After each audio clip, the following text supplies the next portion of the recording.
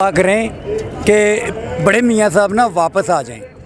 मैं दुआ करता हूं कि बड़े मियाँ साहब जल्दी से वापस आएं और मुझे नहीं लगता कि उनको वापस भेजा जाएगा क्योंकि ही इज़ ए पेट। अगर मियाँ साहब वापस आ गए तो फिर हमारे मुल्क के अंदर जो साजिशें हैं वो कहाँ से होंगी। सबसे पहले तो मियाँ साहब आएंगे, आते के साथ ही मियाँ साहब को हथकड़ी लगेगी, भाई साहब आपने चोरी की, मनी लॉन्ड्रिंग की। ये इल्ज़ाम को इमरान खान ने तो लगाया कोई नहीं। 126 दिन तक खान साहब बैठे रहे, हर पहलू के ऊपर गुफ्तगू हो गई, लेकिन ये पकड़ में नहीं आ रहे थे। फिर अल्लाह से दुआ की, अल्लाह अब क्या करे कि कैसे इसको, मैंने तो सब करके देख लिया। तो फिर पनामा लीक्स आ गई। खान साहब ने क्या कहा? खान साहब ने कहा आपके ऊपर ये इल्ज़ाम लगा है, आप ये इल्ज़ाम साबित करें। ये हैं वो ज़राए, एक फ़ाइल लेके, वो 4 कपड़ों की 4 कागज़ों की फ़ाइल बड़ी लेके इसाक डार ऐसे करके पकड़ के जा रहा जैसे कोई मन्नों और टन्नों के हिसाब से कोई कागज़ पेश कर रहे हैं। बेसिकली ये लोग गद्दार है। 40 साल से जो इन लोगों ने काम किया ना, अभी देखो ना, ये सारे साफियों को ख़रीद लेते हैं। अभी आप पिछले 1 साल 1.5 साल पीछे चले जाओ, महंगाई का ऐसा लग रहा था हम लोग भूखे मर रहे, हमारा खून चूस लिया, महंगाई ने हमें मार दिया। उस वक़्त पेट्रोल की जो आलमी मंडी में प्राइस थे $120 थे, खान साहब 150 रुपये का दे रहे थे। खान साहब की रशिया ने क्यों बात मानी? खान साहब की बात रशिया ने इसलिए मानी कि रशिया के कुछ पैसे हम लोगों ने उधार देने थे। उन्होंने साबित किया कि हमने पैसे उधार देने हैं। खान साहब ने कहा यहाँ इज्जत कम हो रही है, इनके पैसे इनके वापस करो। तभी तो रशिया कह रहे हैं कि खान साहब को बुलाओ, हम उनसे बातचीत करेंगे, क्योंकि वज़न बंदे का थोड़ी होता है, वज़न उसकी ज़ुबान का होता है। इन लोगों ने तो 40 साल के अंदर हर इदारे के अंदर हराम उतार दिया। वो बस पैसे लो, ये LDA, कारपोरेशन, PHA, मेरी नज़र में जितने भी इदारे हैं सारे वो सिर्फ आवाम का खून चूसने के लिए हैं। मैं बाद में वापस आता हूँ कि पिछले 1.5 साल पहले साफ़ी आप जैसे भाई हमारे कितना कह रहे थे इतनी महंगाई है, लेकिन आजकल जबकि आलमी मंडी में पेट्रोल जो है वो $75 का फ़ी बैरल चल रहा है, तो इन्होंने 10 रुपये सस्ता करके हमारे ऊपर कोई एहसान किया है। कम अज़ कम ये उतना ही करते हैं जितना खान साहब की हुकूमत में था। मुझे तो अब ये फिक्र पड़ी हुई है कि अगर खान साहब आ भी गए तो खान साहब पाकिस्तान को जिस लेवल पे लेकर आए थे उसको वापस लाने में 5 साल लगेंगे। अब हमारा मुल्क कैसे ठीक होगा? इन्होंने सब कुछ खा लिया, मुल्क को खाली कर दिया। अब सोचो कि आप एक शॉप के अंदर खड़े हो, उसके अंदर हर चीज़ को लूट के लुटेरे ले गए हैं। अब दुकान का कारोबार कैसे चलाएंगे? किसी ने ओवन रखवा देना, आप कहोगे यार मेरी तरफ से ओवन आ गया, दूसरे कहेंगे मैं आटा डलवा देता हूँ, मैं चीनी डलवा देता हूँ, क्योंकि खान साहब में कैपेबिलिटी है मुल्क को खड़ा करने की। वो दोबारा सारा सिस्टम आहिस्ता आहिस्ता इंशाल्लाह कोशिश करेंगे। अभी हमें डर ये लग रहा है कि जो हमारी बॉडी के अंदर गूदा है ना, जो वो गूदा भी अगर खा गए तो फिर ये पिंजरा कैसे खड़ा होगा हमारा। लेकिन नाउमीदी अगर गुनाह होता तो हम लोग कर लेते। नाउमीदी शिर्क है और शिर्क की माफ़ी नहीं है। और मुझे आप लोगों से पूरी उम्मीद है, आप लोग यंगस्टर हो, हक और सच के लिए कितना ज़िंदा रहोगे आप और कितना ज़िंदा रहूँगा मैं, अगर आप लोग हमारा पैगाम ईमानदारी से आगे नहीं पहुँचाओगे तो मेरी नज़र में आप भी हमारे साथ यानी कि उसी लेवल के ऊपर आ जाओगे। पता नहीं आप लिफाफा, अब सॉरी गुस्सा नहीं करना, ठीक है, अब आप लोग लिफाफा हो या पेड़ हो मुझे नहीं पता, लेकिन आपकी शक्ल मुझे बता रही है कि आप एक अच्छे ख़ानदान के हो और हमारी आवाज़ आगे पहुंचाओगे। डर खौफ के बगैर क्या होगा जी, मैं ये भेजूँगा, मेरे पीछे एजेंसियाँ लग जाएंगी, मेरे पीछे ये प्रॉब्लम हो जाएगी। मेरा ख्याल है कि आप लोग उस चीज़ से बेखौफ हो। सारे लिफाफे नहीं होते, शहीद अरशद शरीफ भी जैसे कुछ होते हैं। अरशद शरीफ का तो खून का बदला अब हमने ही लेना है। अब ये खून का बदला कौन लेगा? अगर हम लोग आ जाते हैं, अल्लाह ताला खान को ले आता है, ये केस है, इसकी इन्वेस्टिगेशन करो ईमानदारी के साथ, पता लगता है कि अरशद शरीफ का कत्ल इसने किया है, हम उसको अब अदालतें आज़ाद हो जाती हैं। अभी तो हम किसी को सज़ा नहीं दे पा रहे, क्यों? अदालतों के सारे मसले पड़े हैं, बैनुल अक़वामी मसले मसाइल बीच में आ जाते कि जी इसको छोड़ दो, इसको पकड़ लो।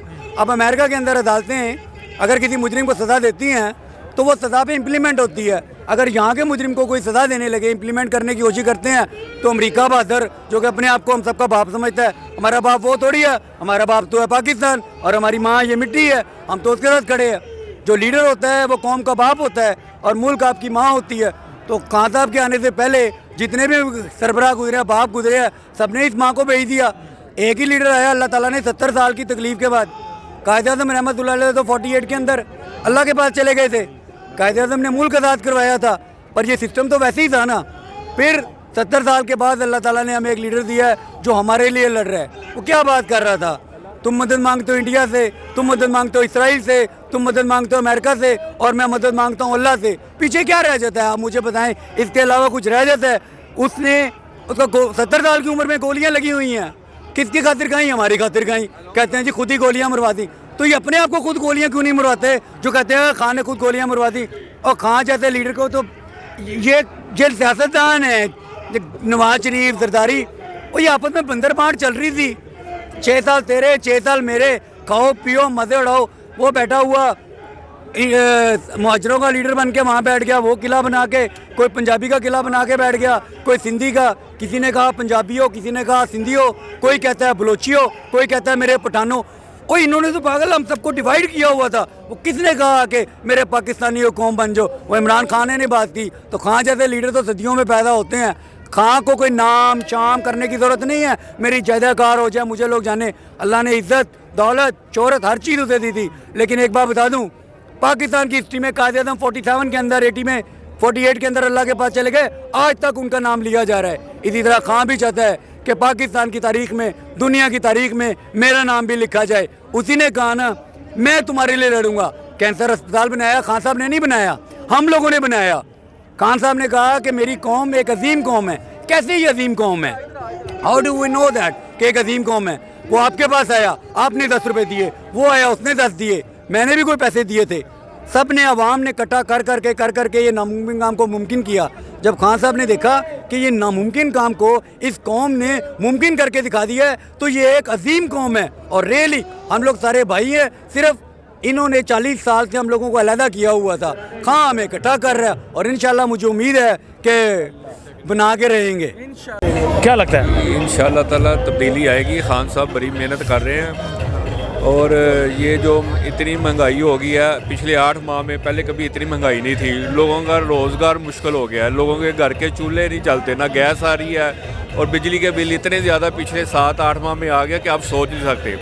एक आदमी की जो तनख्वाह है, फ़र्ज़ करें कि 20,000 रुपया है, तो उसको 8-10 हज़ार रुपया तो बिजली का बिल आ जाता है। वो लोगों से पैसे मांगता फिरता है, वो टोपियाँ घुमा रहा है, ताजर टोपियाँ घुमा रहे हैं, इधर से पैसे पकड़ उधर से पकड़ इधर कर रहे हैं। डिफ़ाल्टर लोग हो गए हैं। हालात इतने ख़राब हो गए हैं कि 2-3 माह अगर इस तरह गुजर गए तो लोगों के गुजारे मुश्किल हो जाएंगे।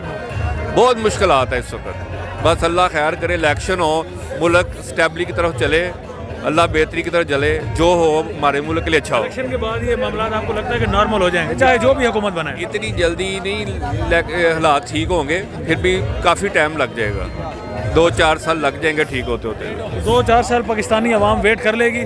बस जिस तरह देखिए इतने साल से कर रही है, हालात तो ऐसे नहीं है कि वेट करें, हालात बहुत ख़राब हैं। आप किसी बिजनेस मैन से पूछें, उसके बहुत हालात ख़राब होते शुरू हो गए हैं। जिस तरह से बाहर अब जायदादें बेची जा रही हैं, रोज़ वेल्ड बेची गई है, पाकिस्तान का सफारती जी बाहर जा रहे हैं, वो अच्छा कर रहे हैं, यहाँ से मुल्क जा रहे हैं।